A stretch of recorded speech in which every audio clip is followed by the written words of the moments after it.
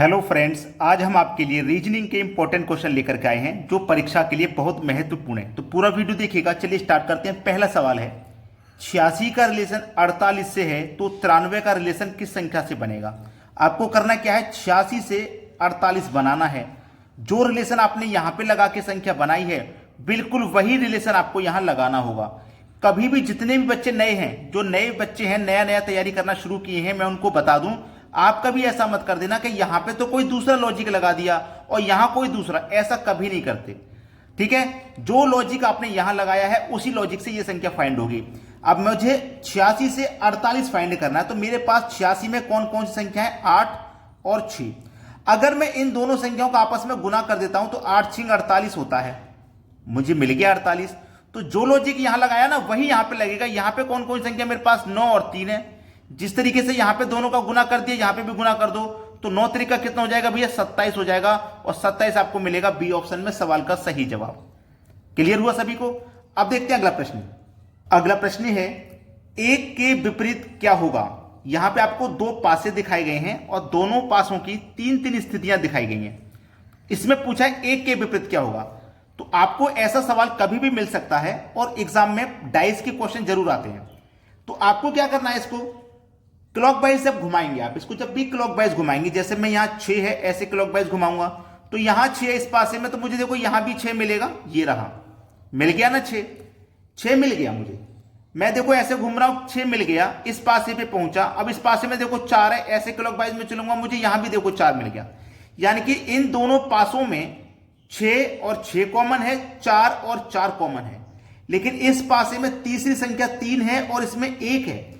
तो इसमें क्या हो जाएगा, 3 का विपरीत 1 हो जाएगा और 1 का विपरीत 3 हो जाएगा। अगर आपसे 1 की जगह वो ये कह देता कि 3 का विपरीत क्या है, तो 3 का विपरीत 1 है और 1 का विपरीत क्या है, 3। इस तरीके से आप इन सवालों को बना पाएंगे, कोई समस्या आपको नहीं रहेगी। डी ऑप्शन सही जवाब है। अब देखते हैं अगला सवाल। अगला प्रश्न है, इस प्रश्न में जब आप देखोगे तो 50, 25 और 28, यानी कि अगर आप ऐसे चलोगे ना पीछे की तरफ ऐसे, तो बड़ी संख्या आपको 50 मिलेगी, ऐसे चलोगे तो 25 और ऐसे चलोगे तो 28। तो इसमें सबसे पहला हिंट हमारा यही होता है कि जिस तरफ बड़ी संख्या रहे हम प्रश्न को उसी तरफ सॉल्व करें। तो मुझे 9 और 31 का कुछ करके 50 बनाना है। तो मैं देखिए कैसे बना सकता हूं। ये जो मेरे पास 9 है, अगर मैं इस 9 का स्क्वायर कर दूं तो कितना हो जाएगा, 81। 9 का स्क्वायर कर दिया 81। और ये जो दूसरी संख्या ना 31, इसको मैं कर देता हूं माइनस, 31 को माइनस कर देता हूं स्क्वायर में से। 1 में से 1 जाएगा 0, 8 में से 3 जाएगा 5, 50 आ गया। और मुझे चाहिए कितना था, 50 ही तो चाहिए। तो जो लॉजिक मैंने यहां लगाया ना बिल्कुल वही यहां लगेगा।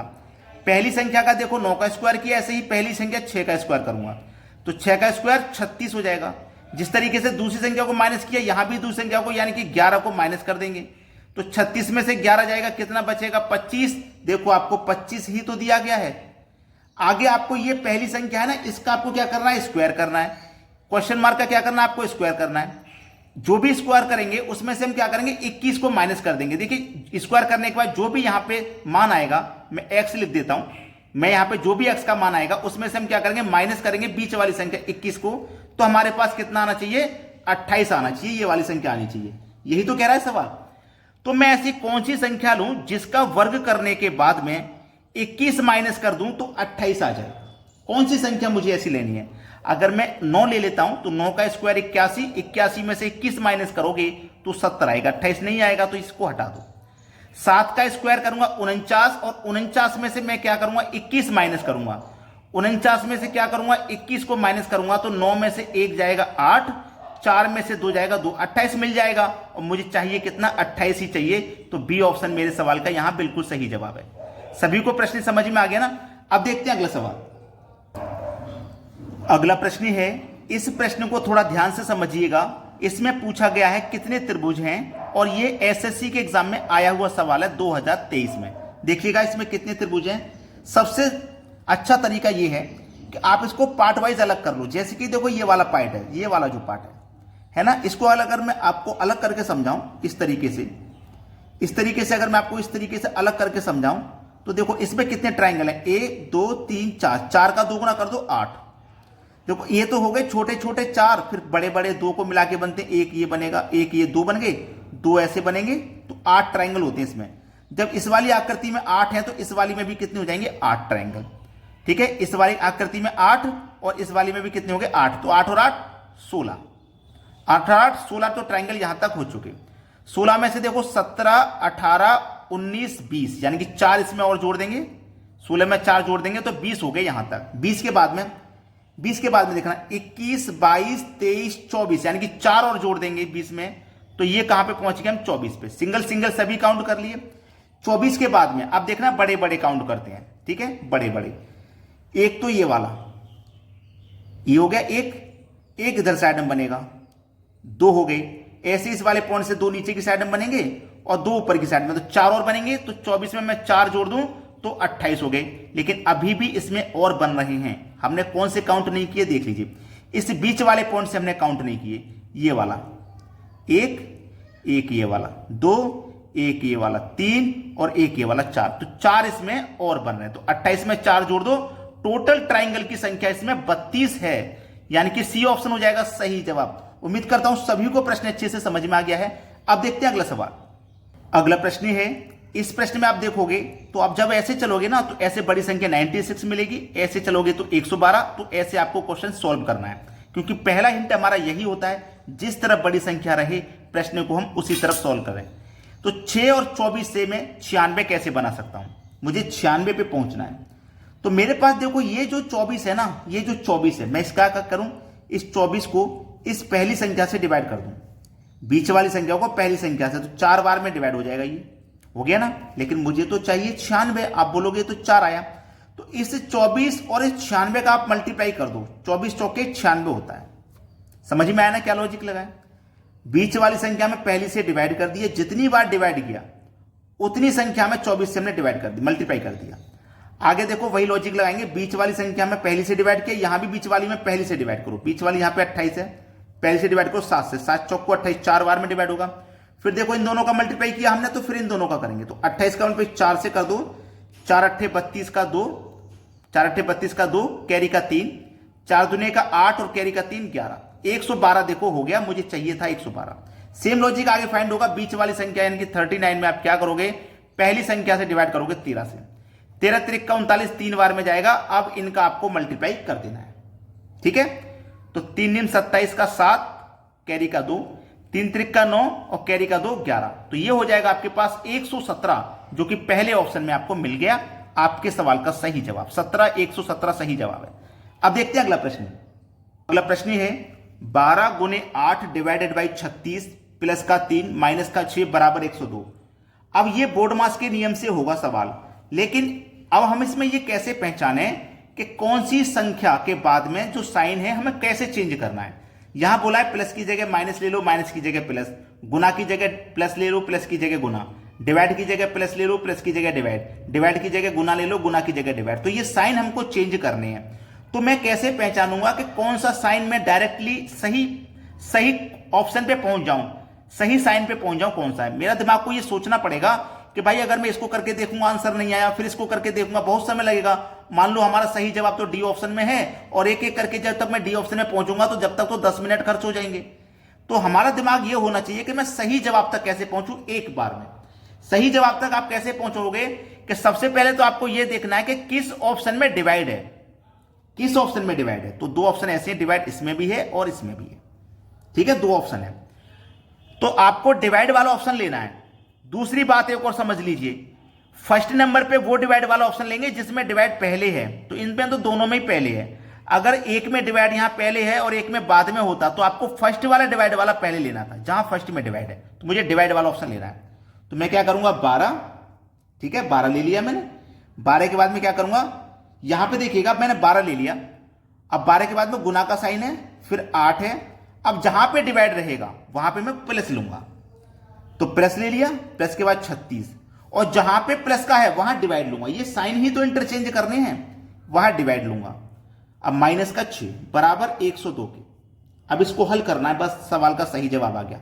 3 से 36 को कटा दो, 12 बार में कट गया, तो इतने का मान मेरा 12 आ गया।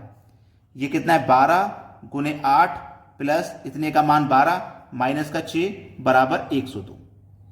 अब क्या हो जाएगा, डिवाइड के बाद में मल्टीप्लाई, 12 ठीक मल्टीप्लाई कर दो, 12 ठीक 96, फिर प्लस, फिर 12 माइनस 6 102, 96 में जोड़ दो 12 108 हो जाएगा, माइनस करना है 6 बराबर 102 के आना चाहिए। तो 108 में से 6 घटा दोगे तो 102 ही तो आ जाएगा। तो देखो 102 के बराबर हमारा पहली बार में आंसर आ गया। हमें क्या करना है, कैसे पहचानना है, जिस ऑप्शन में डिवाइड दिया हुआ है वही ऑप्शन लेना है, और जिसमें डिवाइड पहले है वो पहले लेना है, बाद में वाला नहीं, पहले वाला पहले लेना है। चलिए अब देखते हैं अगला सवाल। अगला प्रश्न है, यदि n बराबर 28 है और ORE बराबर 76 तो PALE का मान क्या होगा। देखिएगा n बराबर हमारा 28 दिया गया है, जबकि अगर मैं अल्फाबेट के अकॉर्डिंग चलूं तो अल्फाबेट में n मेरा 14 नंबर पे आता है ना, 14 नंबर पे, और मुझे n का मान ही 28 दिया गया, मतलब 14 का अगर मैं 2 गुना कर दूंगा तो 28 मिलेगा। जो मेरा n का मान होता है अल्फाबेट में 14 होता है, उसका 2 गुना कर दिया तो 28। ऐसे ही मेरे पास क्या दिया गया, ORE। तो जिस तरीके से मैंने n का मान अल्फाबेट वाला निकाला वैसे ही इनका निकाल लूं तो O 15 नंबर पे आता है, O 15 पे आता है, R 18 पे आता है, E 5 पे। सबको जोड़ लो, सबको जोड़ लो तो 15 और 5 20, 20 में जोड़ दो 8 तो हो जाएगा 38। तो यहां पे मेरे पास 14 था, 14 का 2 गुना किया 28, यहां 38 है तो 38 का 2 गुना कर दो 76 हो जाएगा। देखो 76 ही दिया गया है। आगे बस इसी को फॉलो कर लीजिए, PALE। P कितने नंबर पे आता है, 16 पे, A आता है 1 पे, L आता है 12 पे, E आता है 5 पे। सभी को प्लस कर लो, ठीक है। सबको जब प्लस करेंगे 16 और 1 17, 17 में 12 जोड़ दो 29, 29 में जोड़ देंगे आप 5 तो ये हो जाएगा आपका 34, ठीक है। 34 के बाद में क्या करना, सभी का 2 गुना, जैसे यहां पे 2 गुना किया, यहां पे किया तो यहां पे भी 2 गुना कर दो। 34 का जब 2 गुना करोगे तो आपको मिलेगा 68। ये हो जाएगा सवाल का सही जवाब, बी ऑप्शन बिल्कुल सही जवाब।